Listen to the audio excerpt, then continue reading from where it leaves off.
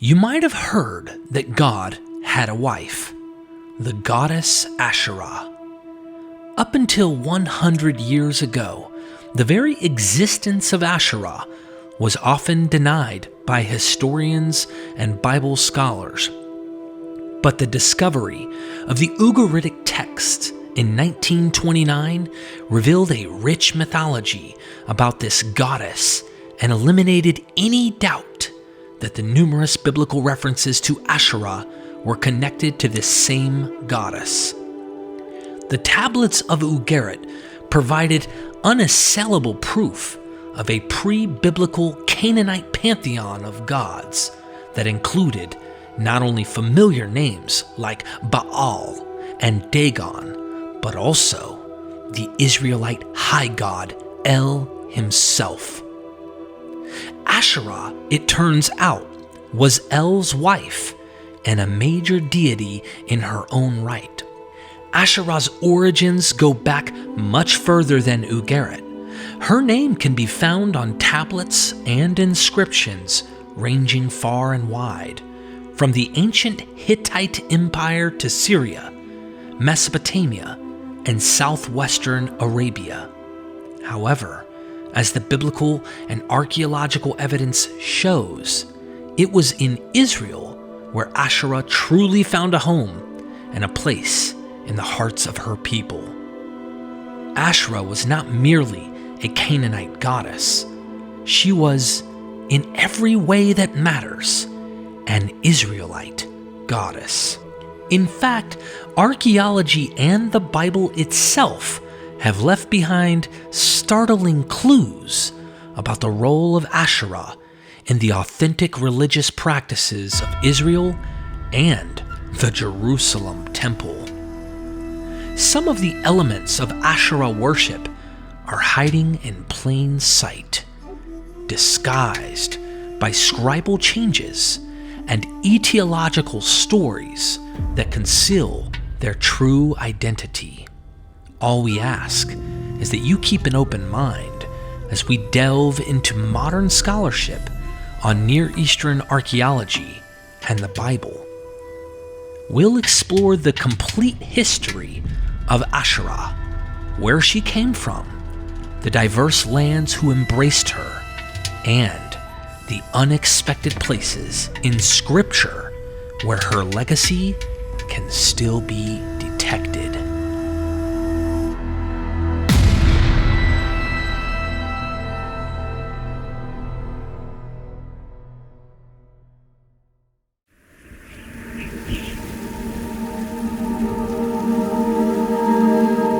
The oldest known references to Asherah come from Mesopotamia, where she is called by the name Ashratu or Ashiratum. She is mentioned in a large variety of inscriptions and cylinder seals as the consort of Amurru. Amurru was a Babylonian god who personified the West, the land of the Amorites, and he was known as the Lord of the Mountain. Ashratu herself bore the epithet Lady of the Steppe, in reference to her origins in the Amorite steppeland, but she was also associated with mountains like Amurru, her husband. Babylonian records indicate that Ashratu was highly venerated during the first Babylonian dynasty, the dynasty of Hammurabi, who was an Amorite himself. Ashratu had her own temple and her own priests in Babylon. Several personal names that include Ashratum as the theophoric element also appear in Babylon during Hammurabi's reign. According to historian Steve Wiggins, the variant Ashratum follows West Semitic phonology, making it clear that this goddess had Amorite origins. Ashratu's veneration in Babylon continued on into the Hellenistic period, when she was sometimes associated with Ishtar and the netherworld. Although it's impossible to trace her early history in Amurru, Asherah's importance in her homeland, where she was called Ashirta, is highlighted by her appearance in the name of King Abdi Ashirta, meaning servant of Ashirta. Abdi Ashirta was a major 14th century Amorite ruler who is mentioned by name in 52 tablets from the El Amarna archives in Egypt. These were diplomatic letters that had been exchanged between the Egyptian pharaoh and various Near Eastern kings and governors during the Late Bronze Age. Asherah's popularity in the Bronze Age also ranged well beyond Amurru and Mesopotamia. She has a prominent role in the Hittite El-Kunirsa myth, which was discovered on a fragmentary tablet in Hattusa, the capital of the ancient Hittite Empire. This myth tells a complicated story of seduction and betrayal involving Asherah and the god El-Kunirsa, as well as the death and resurrection of the storm god Baal. The name El-Kunirsa might be derived from the Ugaritic El-Konaars, an epithet of the high Canaanite god that meant El, creator of the earth. And indeed, the entire myth was probably borrowed by the Hittites from the Canaanites. Asherah also became a major goddess in pre-Islamic southwestern Arabia, where she was called Athirat. According to one text, she shared a temple with Wad, a major deity of the kingdom of Ma'in. Another Arabian text associates her with Am, the national god of the kingdom of Karaban. Both Wad and Am were lunar deities, inviting speculation that Athirat was their solar counterpart. For now, there is no evidence of this.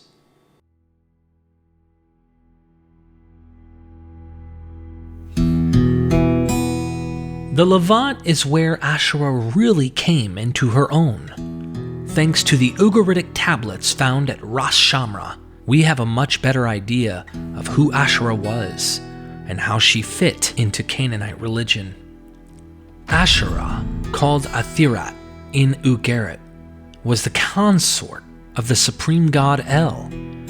The name Elat, meaning goddess, was also sometimes used for her. She was one of the deities who received sacrificial offerings in the Ugaritic offering lists, sacrifices of sheep to be specific. Although El was the sole creator of earth, heaven, and mankind, Asherah participated in the creation of the gods, the 70 children of El, and bore the title Creatrix of the gods. She is also called Lady Athirat of the Sea. In some texts, particularly in reference to her status as the goddess of Tyre. In Canaan, during the Late Bronze Age, we find numerous seals and figurines that represent the goddess Asherah.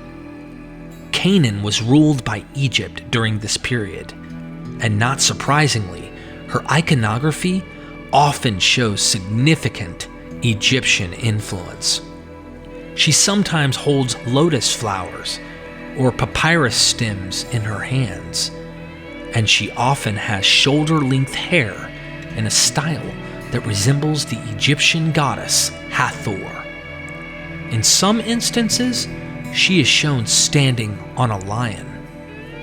The Canaanite Asherah was associated with fertility, and her images often emphasized her pubic triangle along with a tree of life symbol.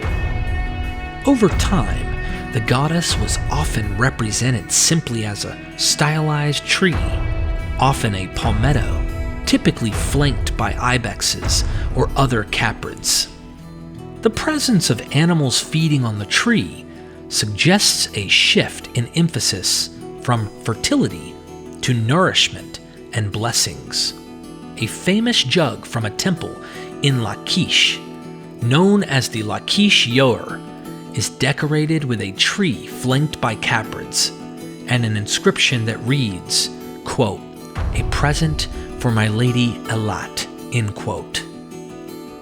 Pendants in the shape of stylized trees have been found at the same temple, and Near Eastern iconography expert Othmar Kell suggests that tree pendants were worn as symbols of Asherah in much the same way that people in the West today wear gold crosses as jewelry. 2 cult stands found in the village of Tanakh, Israel, depict a sacred tree flanked by caprids, and the more famous one shows the goddess Asherah flanked by lions in the equivalent spot on the bottom register. These date to the early Israelite monarchy, Iron Age 2A. According to Joshua 21:25, Tanakh was a Levite settlement. Some scholars believe these stands belonged to a local cult devoted to Asherah. A bit later, in Iron Age 2B, we have examples of seals from around Palestine showing sacred trees flanked by worshippers, suggesting that Asherah continued to be venerated in tree form within the kingdoms of Israel and Judah. In Philistine territory and Judahite regions bordering the Philistines, we also find terracotta plaques with the image of a naked goddess that is assumed to be Asherah.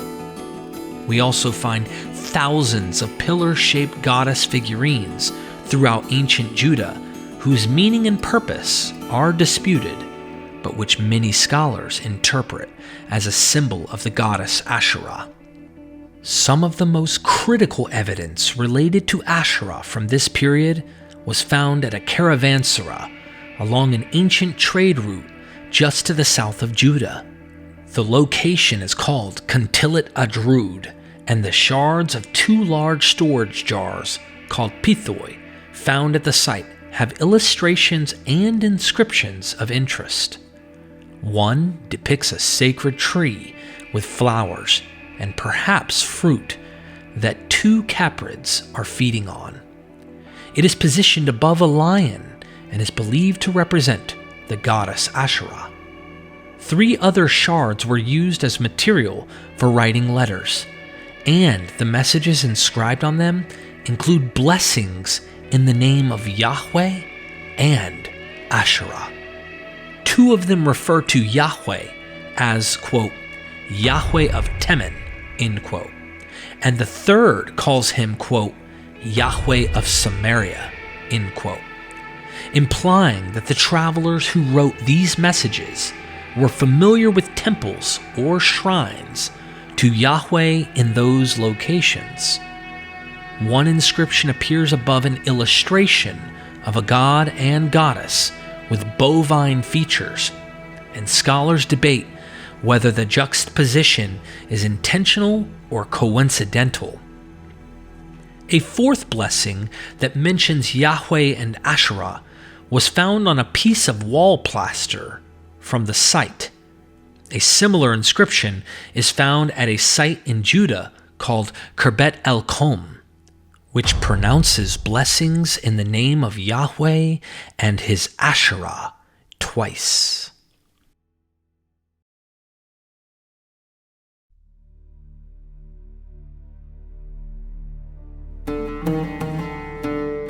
According to Old Testament scholar Nick Wyatt, the goddess Asherah and her cultic representation were closely associated with the monarchies of Israel and Judah, which is why the topic of Asherah comes up frequently in narratives about royal policy.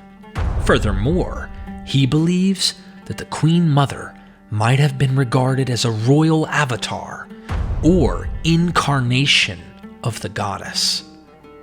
The Bible is not a straightforward record of ancient Israelite religion. Most of the references to Asherah in the Old Testament are found in texts associated with the Deuteronomists, a post-exilic theological school that advocated for the exclusive worship of Yahweh. Thus, as Tilda Binger observes in her book on Asherah, quote, their knowledge of the religious practices of times past, that is, before the exile, was limited, end quote.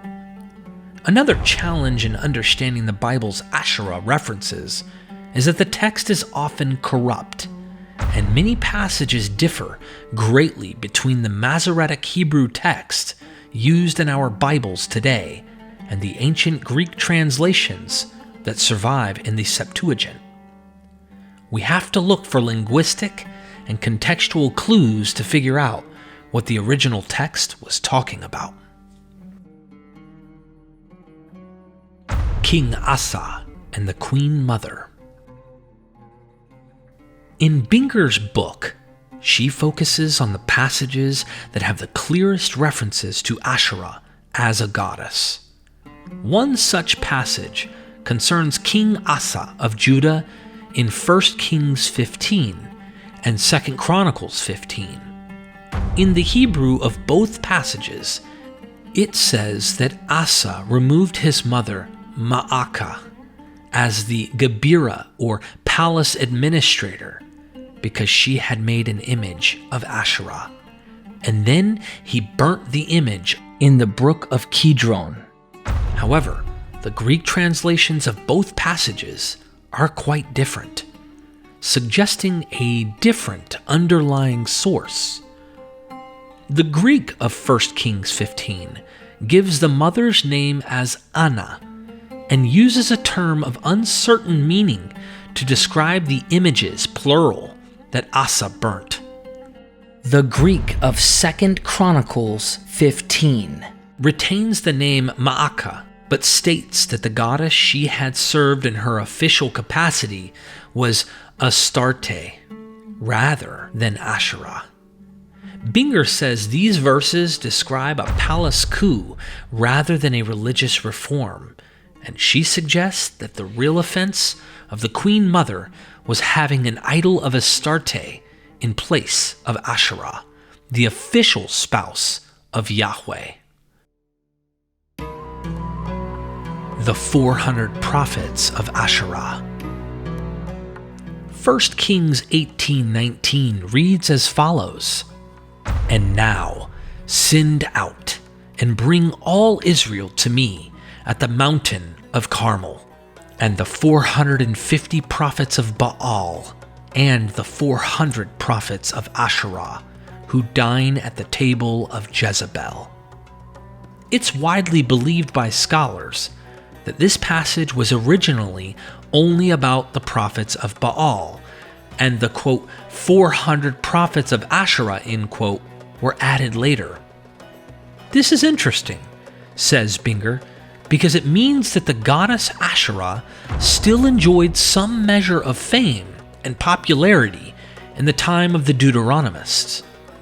Adding the prophets of Asherah to this story about Baal and the hated Jezebel might have been their way of discrediting Asherah.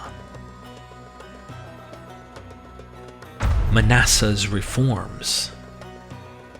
The Judahite king Manasseh instituted a number of temple reforms that are described in surprising detail, as Binger notes. While other bad kings are simply said to have done evil in the sight of Yahweh, 2 Kings 21 goes further by describing how Manasseh rebuilt the high places, built altars for the hosts of heaven, the Canaanite pantheon, presumably, and made and installed an image of Asherah in the temple to Yahweh. The description of these acts begins in verse 3 with a verb meaning return that is normally used in the Bible to describe the reintroduction of the proper Yahwistic cult. Binger theorizes that the Deuteronomists were rewriting a text that was actually friendly toward Manasseh and believed he was rectifying the mistakes of his father Hezekiah by restoring Asherah to her place in the temple. At any rate, this passage confirms that an image of Asherah had been present in the Jerusalem temple. Incidentally, Manasseh enjoyed a remarkably long reign, 55 years. It's hard to avoid the conclusion that he was a popular and effective monarch. 2 Chronicles even rehabilitates Manasseh's reputation by telling a story in which Manasseh is taken captive by the Assyrians, repents, and is restored to his throne. Nothing of the sort happens in 2 Kings. Josiah's counter-reforms. According to 2 Kings 23, King Josiah, the grandson of Manasseh, imposed significant reforms on the temple and the populace. In verse 4, he removes the vessels made for Baal, for Asherah, and for the host of heaven from the temple and has them burned in the fields of the Kidron.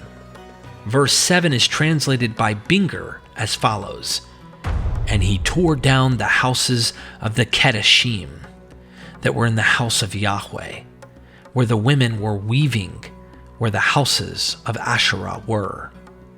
This raises several questions. Who were the Kedeschim? Why did the Asherah cult at the temple have women whose job was to weave fabric? Kedeschim is often mistakenly translated as prostitute, but the Hebrew root means holy or sanctified. The Kedeschim may simply have been cultic personnel who were not exclusive to Yahweh. According to Binger, there is no particular reason to think prostitution was a part of Asherah worship in the temple. As for the weaving, one scholar, Susan Ackerman, has argued that Asherah was, in addition to her other roles, the Israelite goddess of spinning and weaving. Ackerman points out that in the Hittite myth of El-Kunirsa, Asherah holds a spindle with which she attempts to stab Baal.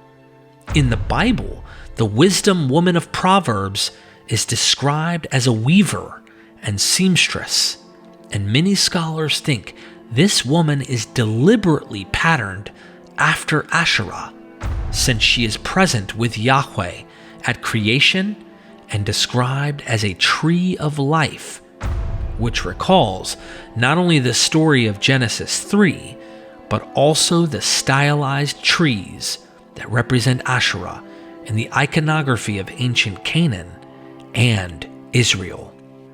Archaeology seems to corroborate the connection between Asherah and weaving.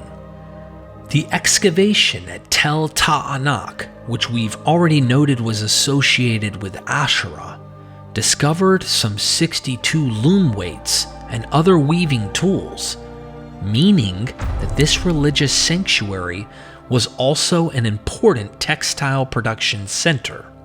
Textile production workshops associated with Asherah have also been found at 7th century Ekron, if the analysis of Baruch Halpern is correct. The Jerusalem temple, then, might have been home to a textile production center overseen by the Asherah cult.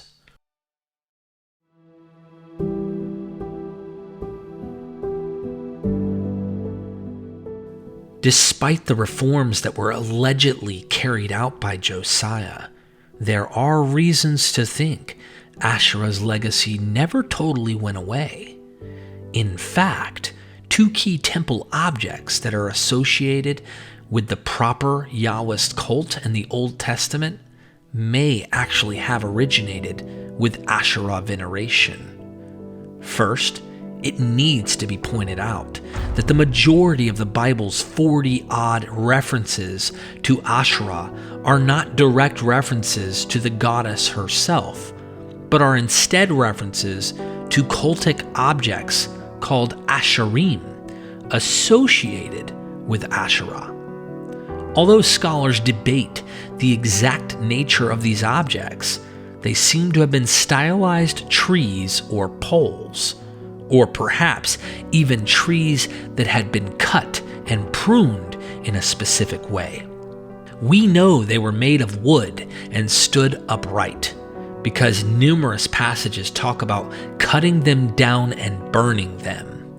Unfortunately, since wood does not survive long periods of time, archaeologists have yet to find any good examples of surviving Asherim. However, we may have some ancient depictions of similar objects. An ancient Greek vase depicts an altar with a palm branch, and a Tyrian coin shows two masabot, or standing stones, with an incense altar and ornamental tree. In fact, many of the sacred trees shown in ancient Israelite inscriptions might actually be representations of these Asherim, like this ornate 7-branched tree with blossoms and almond-shaped fruit drawn on the storage jar at Kuntilat Adrud. We also have good reason to think these Asherim were commonly placed in the Jerusalem temple, and perhaps even in the inner sanctuary, since Deuteronomy 16 goes out of its way to prohibit the placement of Asherim beside Yahweh's altar. You shall not plant any tree as an Asherah beside the altar that you make for Yahweh your God, nor shall you set up a stone pillar, things that Yahweh your God hates. The things that Yahweh hates, of course, are quite subjective, since stone pillars, or masabot, which were an indigenous part of Israelite culture, are regarded positively in many non-Deuteronomistic passages. Now, let's consider the Menorah.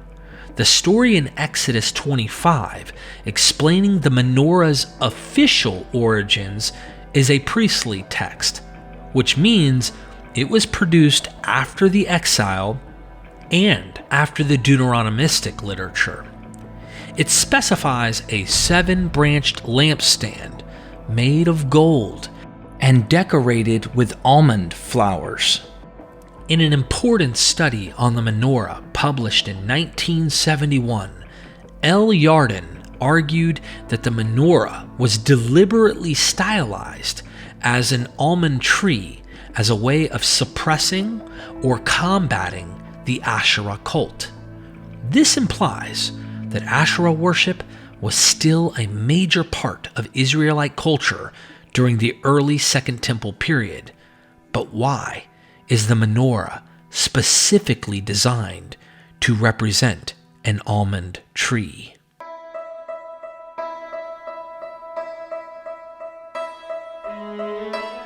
In the Near East, the almond tree is apparently the first to blossom in spring.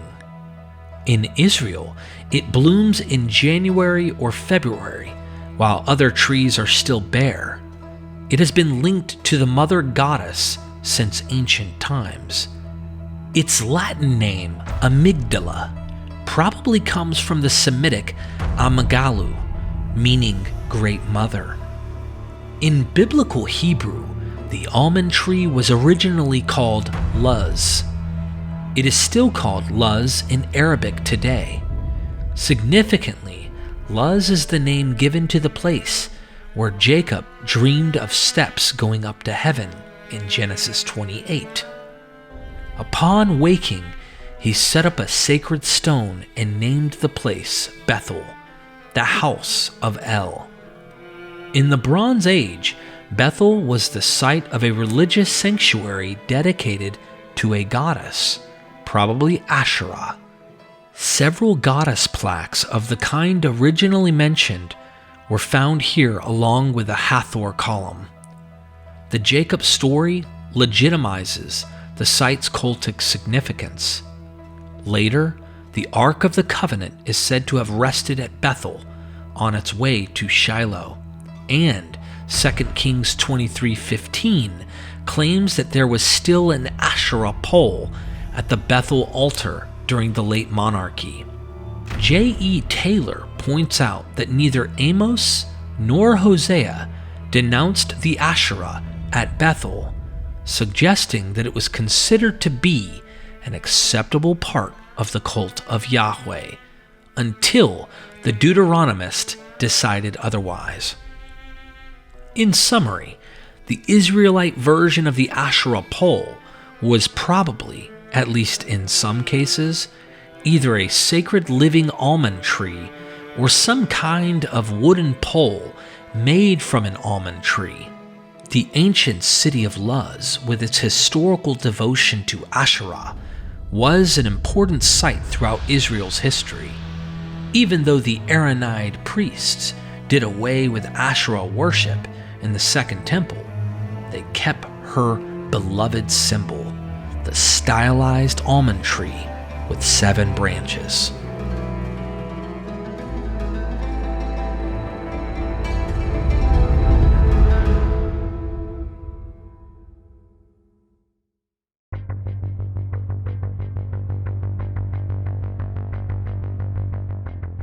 There is a second Hebrew word for almond, shaked. In the book of Jeremiah, the prophet is looking at a rod made from an almond tree, which gives Yahweh an opportunity to make a pun. And the word of Yahweh came to me, saying, Jeremiah, what do you see? And I said, I see a rod of almond. Then Yahweh said to me, You have seen well, for I am watching over my word to perform it. Perhaps Jeremiah was not observing just any almond rod, but one specific almond rod, one that had not yet received its biblical origin story. In Numbers 17, we read about a singular botanical miracle. Yahweh commands Moses to take a staff from each tribe and to set them before the Ark of the Covenant in the tent of meeting. When Moses returns to the tent the next day, Aaron's rod has produced buds, blossoms, and ripe almonds. From that day on, Aaron's blossoming almond staff was to remain in front of the Ark of the Covenant, to be kept as a sign to defiant people. Many commentators have observed that the purpose of this story is undoubtedly to establish an etiology for an object that was familiar to its audience. That object must have resembled a flowering staff and would have been kept inside the temple sanctuary. In a recent paper, Old Testament scholar Carol van der Toorn states that the temple had an important role in popular religious devotion. It performed many of the same functions as medieval cathedrals did. Believers could bring and leave behind votive gifts, and the temple would also house various objects to commemorate miraculous events. In the case of Aaron's rod, the narrative of Numbers 17 would make little sense unless its readers had been to the temple and knew of the object it was referring to. Van der Toorn further notes that staffs were used both to symbolize authority and to authenticate the staff's owner. Accordingly, he proposes the following scenario. In pre-exilic Israel, the temple in Jerusalem housed a holy rod, stylized in the form of a blooming almond branch. We should probably think of an oblong stick with decorations in the shape of almond flowers, the whole rounded off by an elongated knob, like a bunch of almond leaves. Nobody knew for how long it had been there. In a time when nobody could be certain about the origins of the almond rod in the temple, the author of Numbers 17, 16 through 26 came up with the idea that this was in fact Aaron's rod, miraculously transformed overnight. he was led to make this identification by association with the staff or scepter, which the priest on duty was normally carrying. The rod in the temple, interpreted as Aaron's staff, was declared to symbolize the divinely endorsed privileges of the priestly elite. In consequence, the far more humble scepter of those who served in the sanctuary underwent a rise in status. Henceforth, the staff of the priest could be traced back to the rod of Aaron, just as the serving priest was allegedly able to trace his genealogy back to the Aaronites. This rod may go quite far back, since 2 Kings 21 tells us that King Manasseh had placed an Asherah in the temple of Yahweh. Renan Eichler argues in a recent paper that this Asherah was a stylized tree, much like the drawing found at Contillet Adrud. In fact, that drawing might depict the very same Asherah set up by King Ahab in Samaria. It would still have been in the Sumerian temple at the time the drawing was created. Eichler also points out that Asherah is invoked in the Khirbet el-Kom and Contillet Adrud inscriptions to pronounce blessings using identical language to the Aaronite blessings found in the Book of Numbers. One of Asherah's functions in ancient Israelite religion was to be a mediator for Yahweh's blessings, and the stylized tree motif represented the idea of blessing and nourishing as previously mentioned. Furthermore, although the priestly passages of the Pentateuch condemn idols and standing stones, they never mention the Asherim. Similarly, Ezekiel, who is closely tied to the priesthood and priestly literature, condemns high places and altars, but never the Asherim. This suggests that Asherim and their almond tree symbolism remained important to the post-exilic temple and its Aaronide priesthood, even though a different etiology was eventually proposed for the temple's Asherah staff.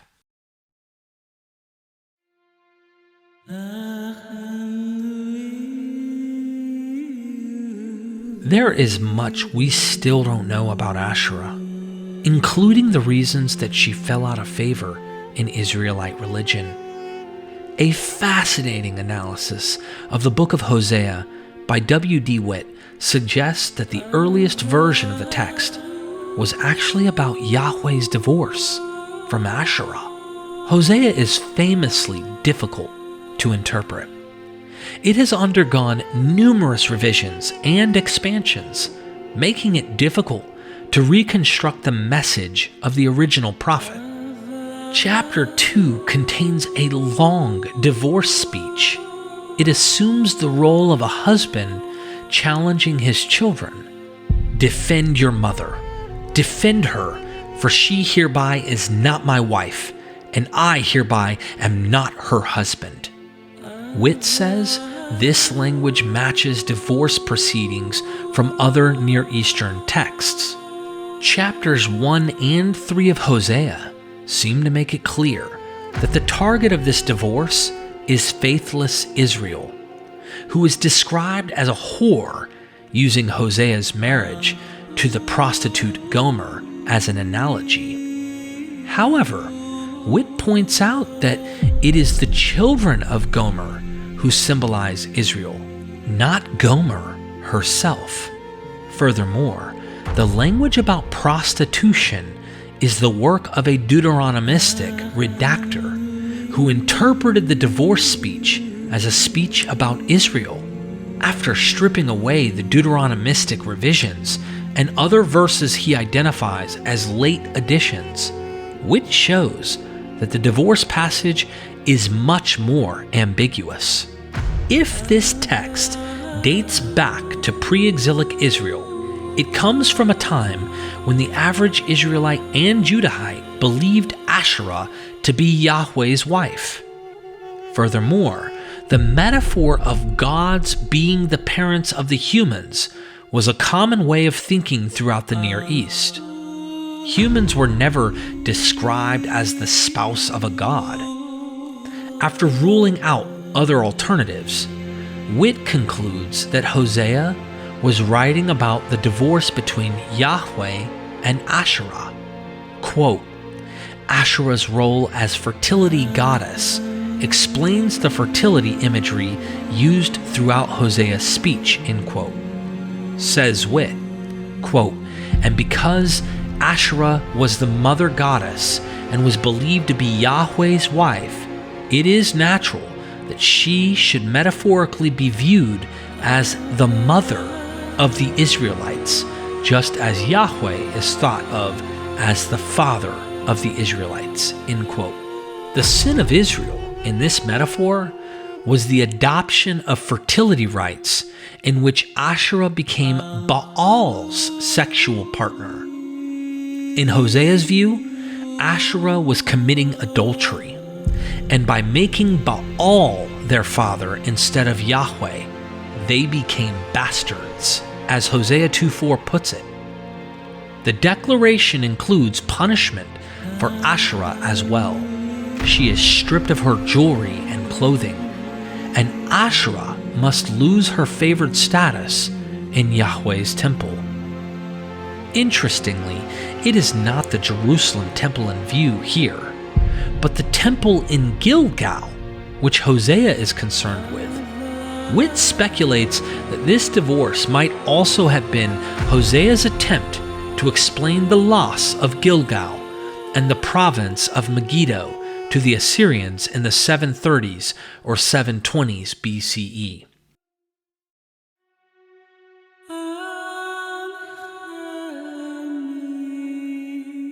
Even after most of the Hebrew Bible had been written, scribes continued to remove references to Asherah from the text. One possible example was pointed out by Francesca Stavrakopoulou on the 2011 TV special, The Bible's Buried Secrets, in Deuteronomy 33:2. In today's Bibles, this poetic verse about Yahweh reads, "From his right hand went a fiery law for them." This odd wording makes no sense, either on its own or within context. However, the words fiery law, eshda'ath, become Asherah if you flip the dalet to a resh. These two letters look almost identical and are often confused. Furthermore, the Greek Septuagint reads angels instead of fiery law. This translation is possible if the Greek translator misread the text as Ashar Elim, his mighty ones, when it originally said Asherah. Another strange example is found in Ezekiel 8. In this text, Ezekiel is taken in a vision to the temple court, where he beholds the glory of God at the seat of the image of jealousy, which provokes to jealousy. There, he observes the abomination of women weeping for the god Tammuz nearby. So what is this image of jealousy, and why would the glory of God be there? Margaret Barker convincingly argues there is an obvious corruption of the text here. The phrase, "the image of jealousy," was originally meaning the image of the Creatrix, the title of a Thirat at Ugarit. In other words, Ezekiel's remembrance of the temple was that it contained an image of Asherah, and he seems to associate this image positively with the glory of Yahweh, while at the same time condemning the counterfeit Tammuz cult. And as we have already noted, Ezekiel never condemns Asherah or the Asherim objects, unlike some of the other prophets. R. Worthington concludes in a recent paper that is, quote, no longer possible to dismiss Asherah as only a bad, idolatrous outside influence which God's prophets sought to fight against. The Bible does not attempt to cover up the existence of Asherah or that it was worshipped in Israel, end quote. From the archaeological evidence and the biblical evidence, we can trace the veneration of the wife of God and the queen of heaven, from her roots as an ancient Amorite goddess to the symbols of divine trees and almond branches found in ancient Israel, and the Bible's own testimony that she had a place in the house of Yahweh for most of its existence. Even after the exile, when the new temple was built, we see tension in how the religious establishment continued to honor her symbols, even as it developed new origin stories for those symbols that were more compatible with their Yahweh-only theology. Perhaps it is no coincidence that even in early Christianity, the shape of the almonds symbolized the purity of the Virgin Mary, and Christ himself was sometimes enclosed in an almond-shaped halo in Christian art.